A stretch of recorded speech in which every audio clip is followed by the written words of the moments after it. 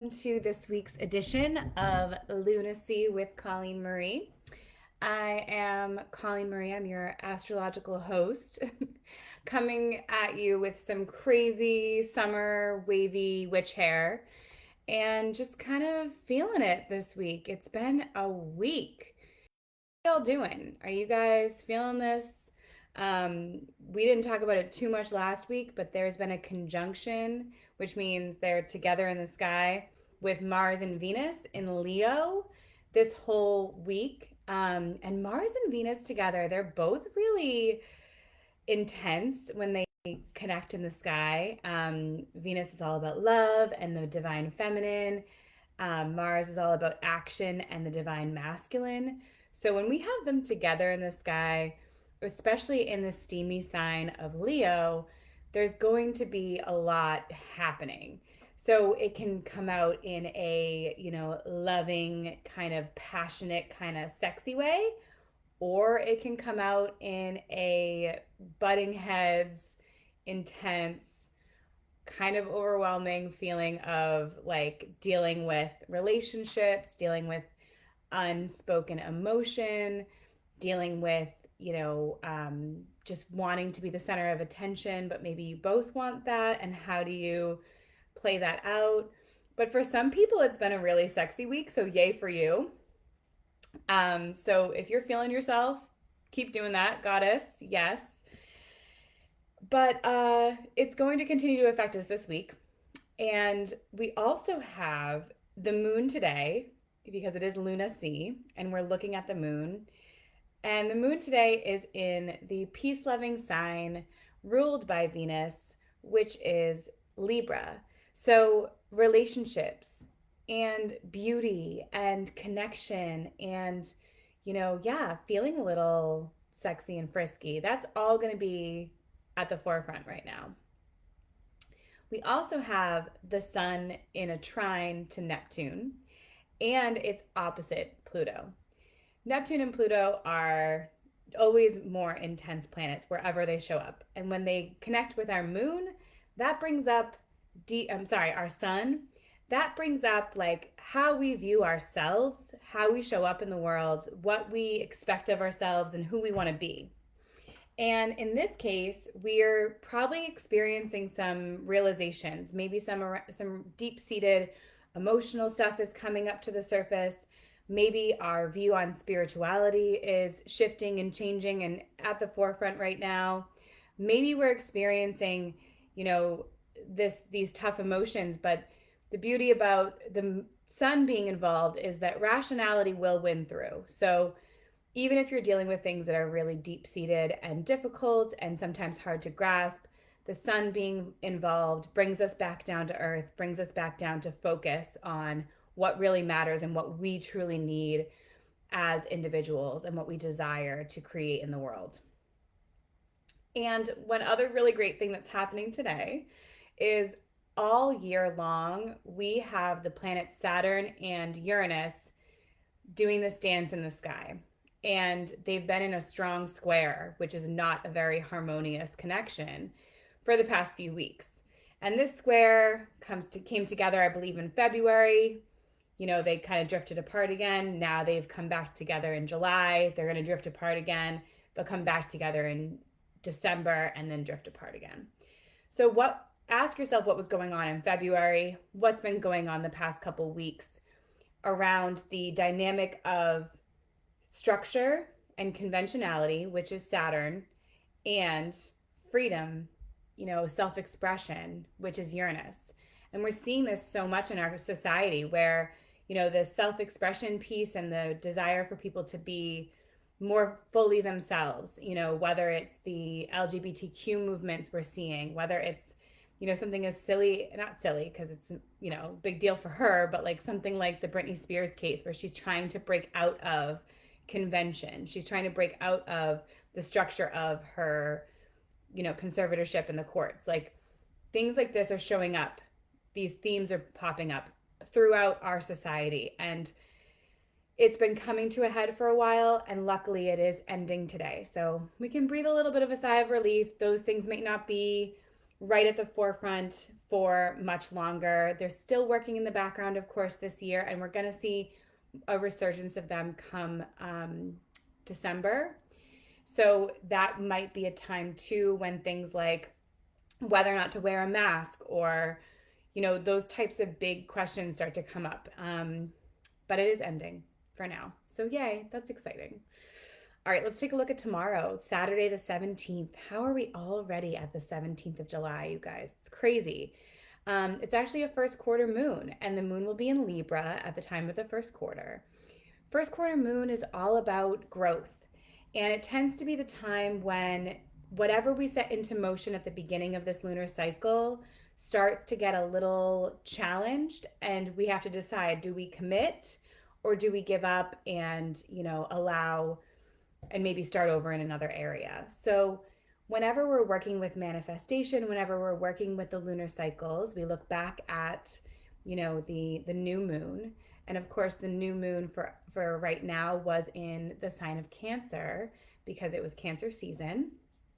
So we were probably experiencing a lot of stuff around our homes, making our homes feel safe, making them feel nurturing. That's all really, really important, as well as our relationships with our immediate family, our, our ancestors, our roots. All these things are kind of at the forefront right now.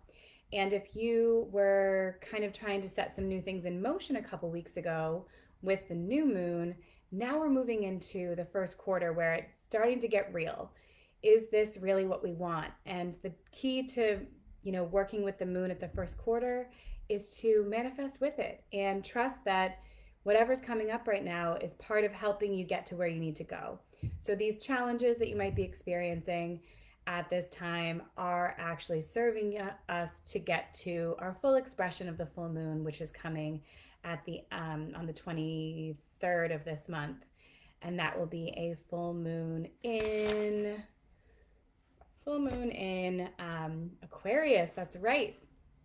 And Aquarius is a freedom-loving sign, a sign that really wants to express itself, wants to be original, wants to have peace of mind and freedom.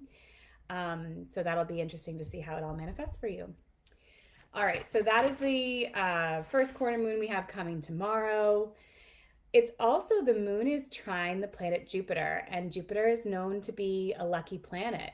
It also is in a positive connection to our emotions and to our internal world, which is represented by the moon. So tomorrow is going to be a pretty lucky day. We're going to still be feeling some of the depth of the sun opposite Pluto, deep-seated emotions. So it's kind of like it's a lucky day, and things are going to be shifting for us, and maybe even experiencing, windfalls or opportunities that we didn't see before. But it's still going to be somewhat, intense. So that's important to be prepared for, and that's tomorrow. And it gets even more intense when we look at the fact that the moon is moving into Scorpio on Sunday the 18th. We're going to see, Scorpio is ruled by that emotionally intensive planet Pluto. And that's going to bring in this kind of intensity, but it also brings in a courage and a strength to face whatever shows up. So if we're feeling emotionally overwhelmed, on Sunday, we're going to start to feel the strength that we can handle this. And that's the beauty of every Scorpio placement. Scorpio gets such a bad rap, but it really truly is the most courageous of signs. It can kind of, I like to say that it can kind of sit in the fire. It can face whatever's showing up. Scorpio, I think of as the phoenix of the zodiac. So as we're heading into Sunday, whatever's been bothering you, whatever you felt like you couldn't, face, you're going to feel like you can do it and face it and, embrace it on Sunday. Another thing that's showing up is the moon is trine Mercury, which means we're going to have a little bit improved communication with our loved ones, which is nice. And just in general, feeling like we can communicate our emotions for a change, that maybe things have been going left unsaid. And on Sunday, we're going to feel like we can kind of speak up about them. And the moon is also opposite the planet Uranus on Sunday. Uranus is the planet of predictability and freedom and expression. So if you are someone who doesn't always, give your emotions that out, or if you're somebody who avoids the unpredictable, you might be finding on Sunday that you are drawn to it. You want to kind of shake things up a little bit. You want to have an adventure. So just, let yourself have a little bit of freedom on Sunday and take, take whatever you need to be able to feel more aligned with your creativity, with your authentic self. Because on Monday, it's a really lucky star day because the moon and the sun are trine each other, which is a very harmonious connection. So the beautiful thing about that is what we want, which is represented by the sun, and what we need, which is represented by the moon, are in lovely alignment. So Monday will be a really great day to kind of get some things accomplished, to, kind of go with the flow and allow the universe to give us what we need and what we want simultaneously. So that's a master manifesting day on Monday, the 19th. We do also have the moon square both the planet of Venus and Jupiter. So Venus, Jupiter, those are both, they're all really positive planets, and they're all very feminine and yin versus yang. So very receptive. Problem is they're in a square and a conjunction, which can be a little tense. So how does that manifest? Well, when we're too feminine, we can lose the kind of focus that's necessary to get shit done in life, right?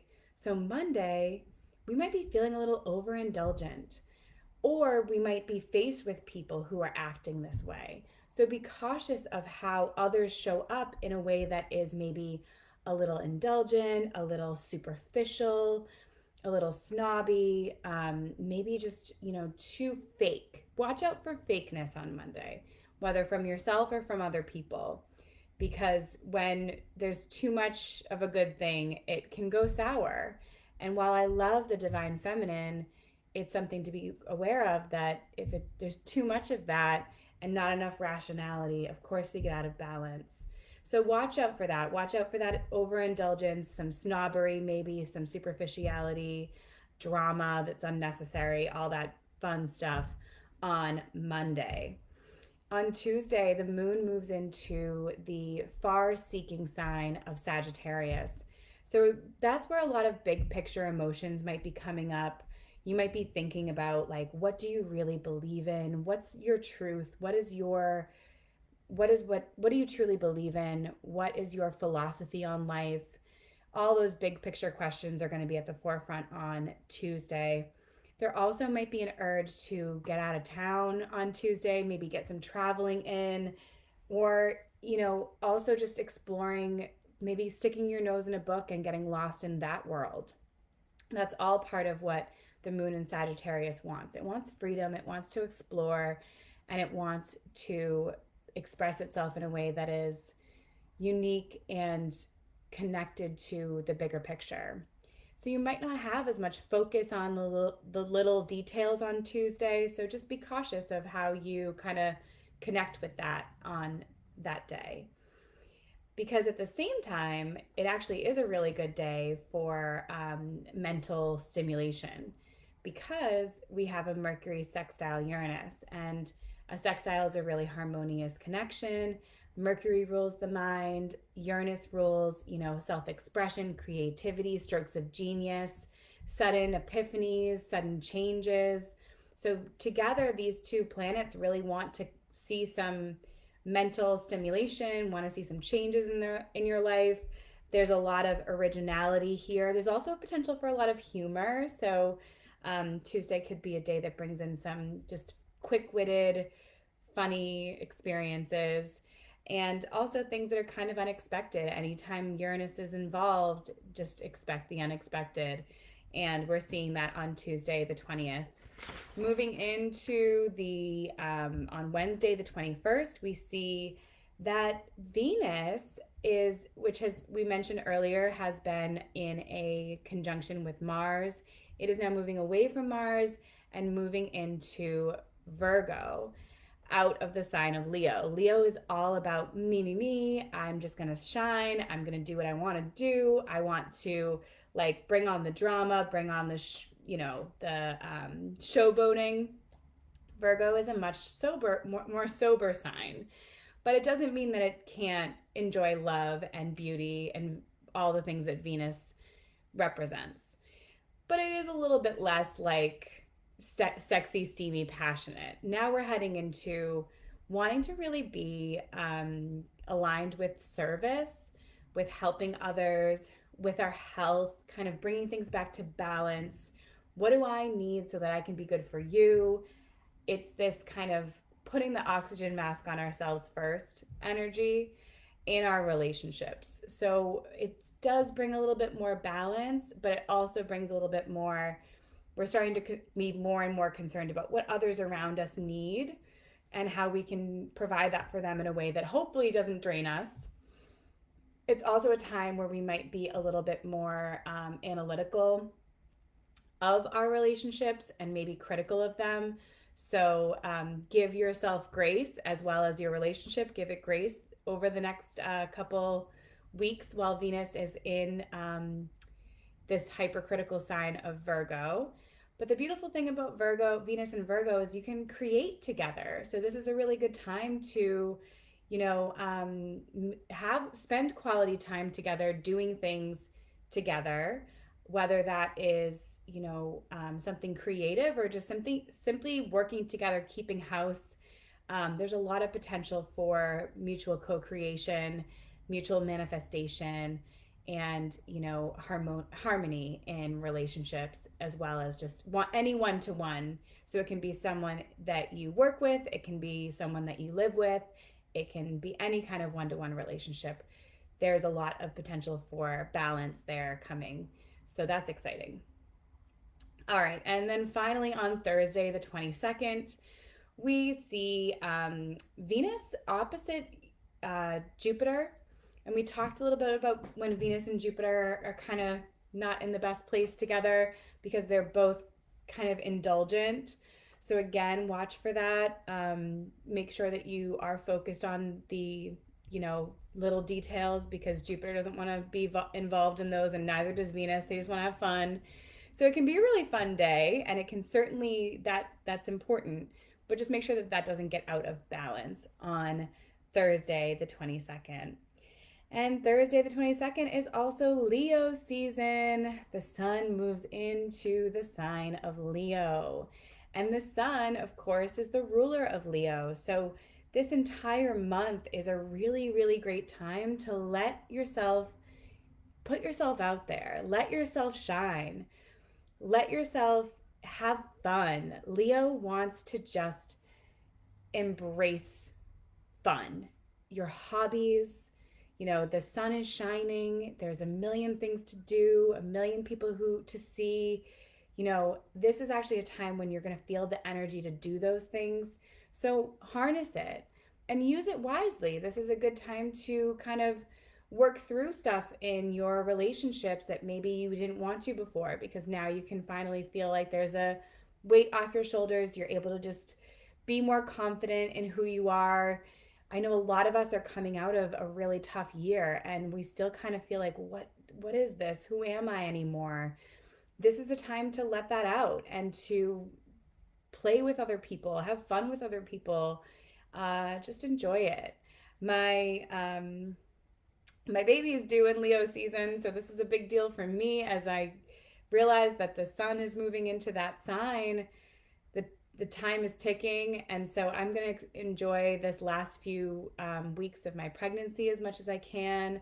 And I hope that you have an amazing week. As we head into Leo season, ask yourself, how can I shine more? How can I be, more confident? How can I let go of some of these beliefs I have about myself that are not serving me in my highest and best? And I hope to hear from you. If you ever have questions, you can head over to my website, ColleenMarieHealing.com, or find me on Facebook, Instagram, all those beautiful places. And yeah, I think there's a lot to learn about astrology that helps guide us through what comes. And I challenge you, if you didn't take notes, rewatch this video, take a couple notes about what's going on and see if it affects, see if you see the application in your day-to-day life. See if it shows up for you. All right. Thank you so much for watching as always. See you next week. Bye.